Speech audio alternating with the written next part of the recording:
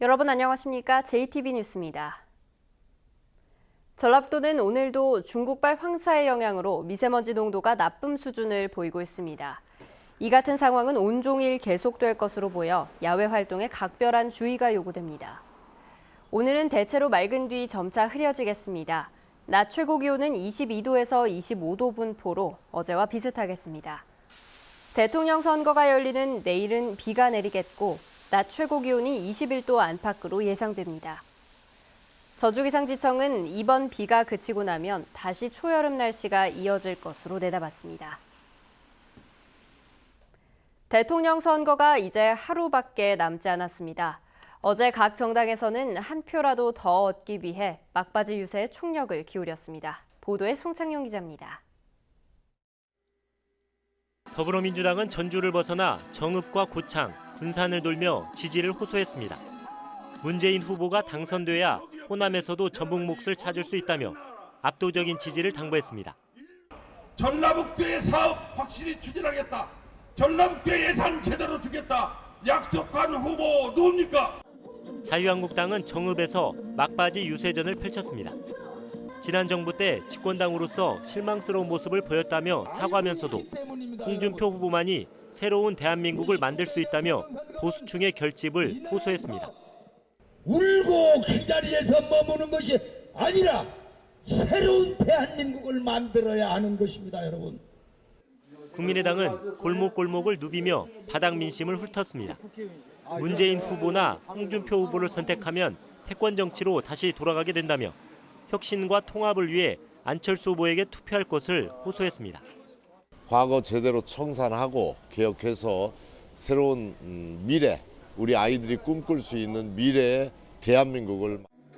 바른정당은 교회와 전주 한옥마을을 돌며 새로운 보수의 기적을 만들어줄 것을 당부했습니다. 정의당 또한 관광객이 많이 찾는 한옥마을을 중심으로 유세를 벌이며 지지층을 다졌습니다. JTB 뉴스 송창용입니다. 익산 하수 종말 처리장의 일부 시설이 용량 부족으로 제 역할을 못하고 있습니다. 시설 개선이 시급하지만 200억 원이 넘는 예산 확보가 쉽지 않은 상황입니다. 김진형 기자입니다. 하루 10만 톤의 생활 하수를 처리하는 익산 하수 종말 처리장입니다.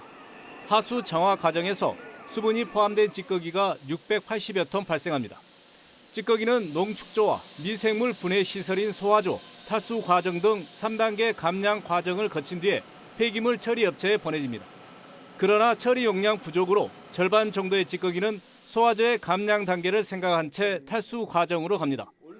결국 찌꺼기 양을 더 줄이지 못해 해마다 8억 원이 넘는 처리 비용을 폐기물 처리 업체에 추가로 지불하고 있습니다. 하수 처리 시설이 제 역할을 못한 데는 2년 전에 공사가 중단돼 슬러지 소각장 탓이 큽니다. 익산시가 슬러지 소각장 설치에만 10년 넘게 매달리면서 일부 시설 개선에 소홀했기 때문입니다.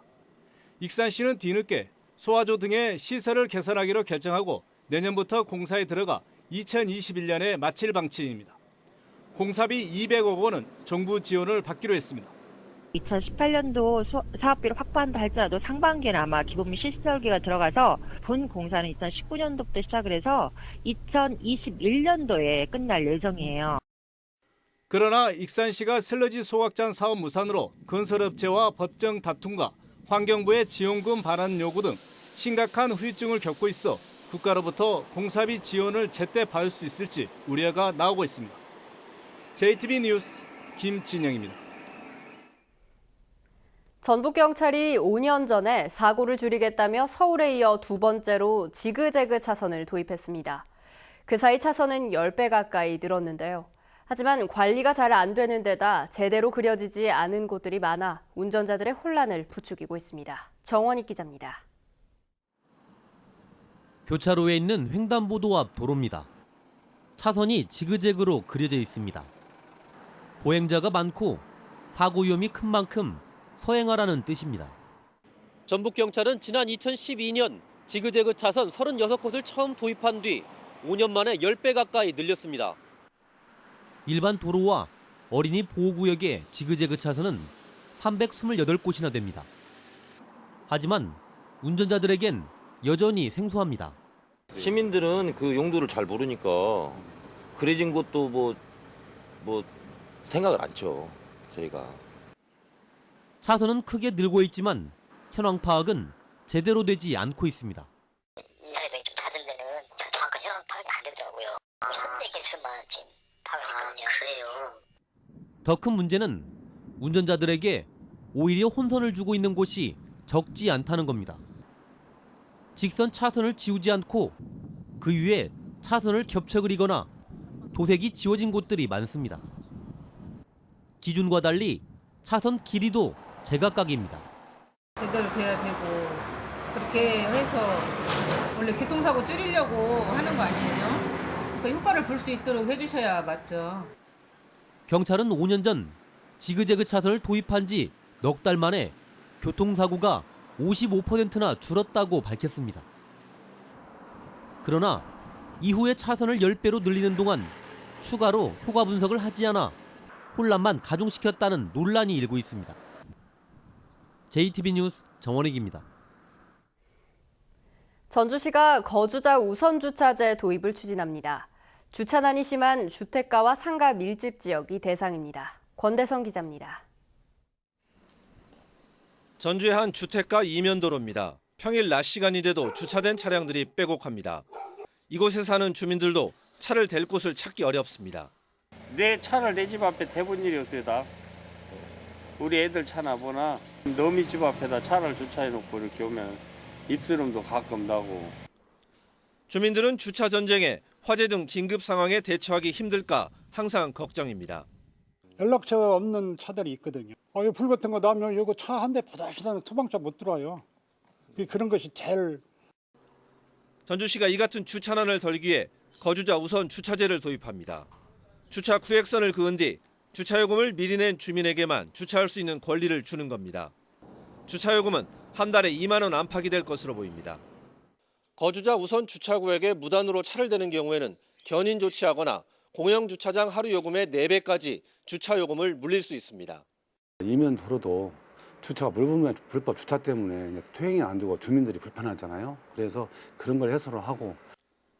전주시는 거주자 우선 주차제 조례안이 시의회를 통과하면 주민 신청을 받아 본격적인 시행에 들어갈 예정입니다.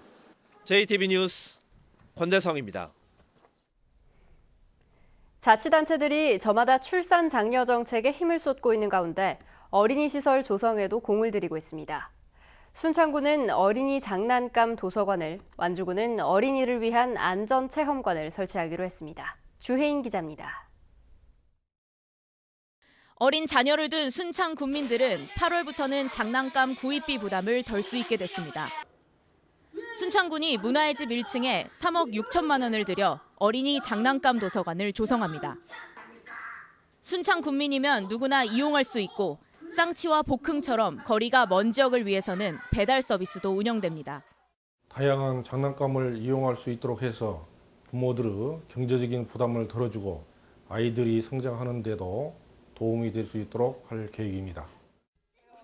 완주구는 내년 상반기까지 교통과 생활, 재난 등 9개 분야의 주제를 갖춘 어린이 안전체험관을 설치합니다.